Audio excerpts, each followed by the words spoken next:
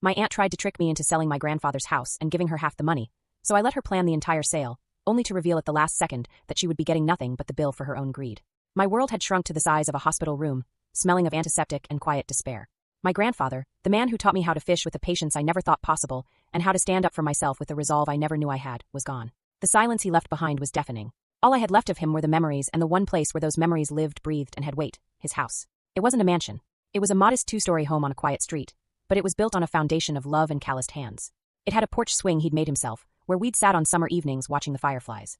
It had a garden out back he'd tended for 50 years, a riot of tomatoes and roses. To me, that house wasn't just wood and nails, it was the scrapbook of my life. It was my last tangible connection to him, my inheritance, and in that raw, aching moment, it was the only thing in the world I cared about. I was grieving, I was vulnerable, and I was about to learn that when a loved one dies, the vultures don't wait long to start circling.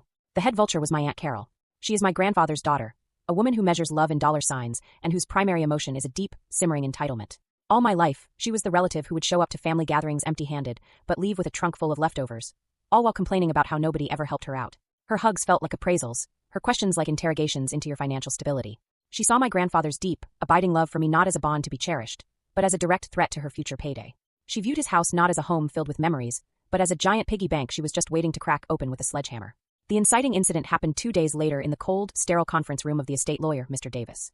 The air was thick with the scent of old paper, dust motes dancing in the slivers of light from the blinds. My Aunt Carol and my uncle were there, their faces carefully arranged into masks of somber grief. Carol's mask, however, kept slipping.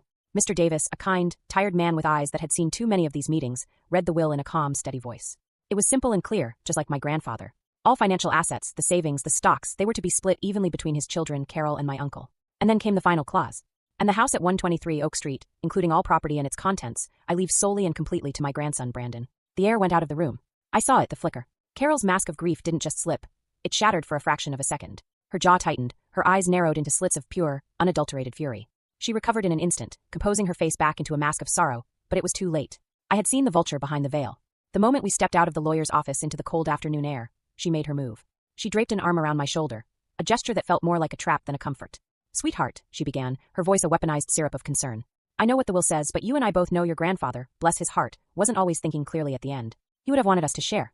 It's just not fair for you to get the biggest asset all to yourself. The only fair, the only right thing to do is sell the house and split it, 50-50ths. It's what he would have wanted." My grandfather had just died, and she was already talking about liquidating his legacy? The words 50-50 echoed in my head. He didn't leave her the house. He left it to me. I knew my grandfather better than anyone. He was a meticulous man who planned everything. If he had wanted her to have half the house, the will would have said so. This wasn't about fairness, this was a shakedown. A cold, hard anger began to smolder beneath my grief. And in that fire, an idea began to form. A terrible, beautiful, and exquisite